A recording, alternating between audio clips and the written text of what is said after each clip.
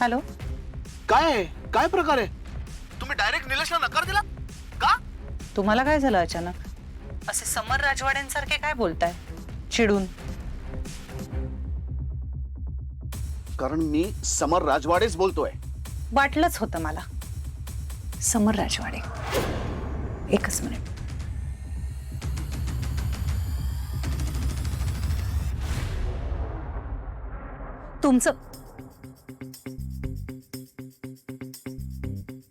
तुमचं काय हो आता? माझं काय म्हणजे? तुम्ही निलेशला नकार दिला का? याचं उत्तर मला कळलं पाहिजे. तुम्हाला उत्तर देऊ का? का द्यायचं म्हणजे? कारण ते स्थळ मी तुम्हाला सुचवलंय. मग काय तुम्ही माझं पालकत्व स्वीकारलेत का?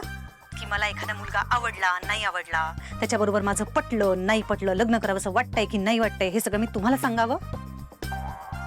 का तुम्ही असं सुचवायचा प्रयत्न करताय की तुम्ही एखादं स्थळ सुचवल्यानंतर त्याबद्दलचे सगळे अपडेट्स मी तुम्हाला रिपोर्ट करायचे? तुम्ही बॉस आहात माझे. हे बघा मला तुम्हाला 17 स्थळ सुचवण्यात काहीही इंटरेस्ट नाहीये. म्हणूनच एक अत्यंत चांगला मुलगा मी तुमच्याकडे पाठवला, तर त्याला सुद्धा तुम्ही नकार दिला. वा वा वा, इतका छान आहे ना. तुम्हीच करा ना मग लग्न त्याच्याशी. तुम्ही हे मुद्दाम करता ना?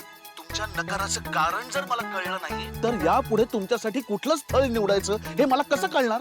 गॅरंटी तुमचं लग्नच होणार नाही. आणि तुमचं लग्न झालं नाही तर रोहन आणि अधिराचं लग्न होणार नाही. एक मिनिट, रोहन आणि अधिराचं लग्न होणार आहे, पण मला तुमच्याशी नाही बोलायचंय. बोलायचं नाही असं कसं काय? तुम्हाला माझ्याशी बोलावंच लागेल. निलेश मध्ये खोड काढण्यासारखं काय हे कळल्याशिवाय तुम्हाला त्याच्या बरोबरचं लग्न मोडता येणार नाही. पहिली गोष्ट, लग्न मोडायला ते ठरलेलंच नाहीये. कारण स्थळ सुचवणं आणि लग्न ठरणं या खूप जास्त वेगळ्या गोष्टी आहेत. दुसरी गोष्ट, तुम्ही मला एखादं स्थळ सुचवाल तर त्या स्थळाशी लग्न करायला मी बांधील का? नाही, मला कंपल्शनच नाहीये. तिसरी गोष्ट, ही जी काही लग्नाची सगळी जबाबदारी आहे ना, ती तुम्ही स्वतःवर घेतली आहे. त्यामुळे मी तुमचं ऐकेन हे एक्सपेक्ट करू नका.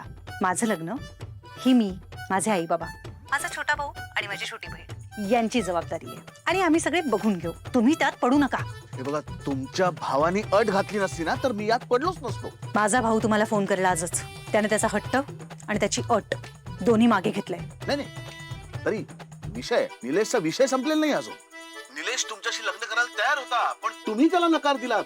आता काय करायचं निलेशनी? अहो, सर्वसामान्य माणसं जे करतात ना तेच करायचं. एकाने नाही सांगितल्यानंतर दुसऱ्याने काय करायचं? एक नवीन स्थळ शोधायचं आणि त्या व्यक्तीबरोबर आपलं जुळतंय का बघून लग्न करून टाकावं. पण त्याचा दोष काय ते तरी सांगा. परत तेच बोलतोय हा माणूस. मी का सांगू तुम्हाला? तुम्ही कोण लागता माझे? मी तुमच्या भावाच्या होणाऱ्या बायकोचा भाऊ लागतो. हो का? अरे वा वा वा, मीही तुमच्या बहिणीच्या होणाऱ्या नवऱ्याची बहीण आहे. पण म्हणून तुम्हाला सगळं सांगायला बांधीले का? तर नाही. आणि मी तुम्हाला शेवटचं सांगतोय, नीट लक्ष देऊ नाही का? आज जर दिवसभरात मला रोहनचा फोन आला नाही तर उद्या सकाळी मी तुमच्या घराखाली येऊन उभा राहणार आणि उद्याच तुमचं स्वयंवर रचणार. हो, हॅलो, माझ्या घरी नका. अशक्य आहे हा माणूस. दोघातली तुटे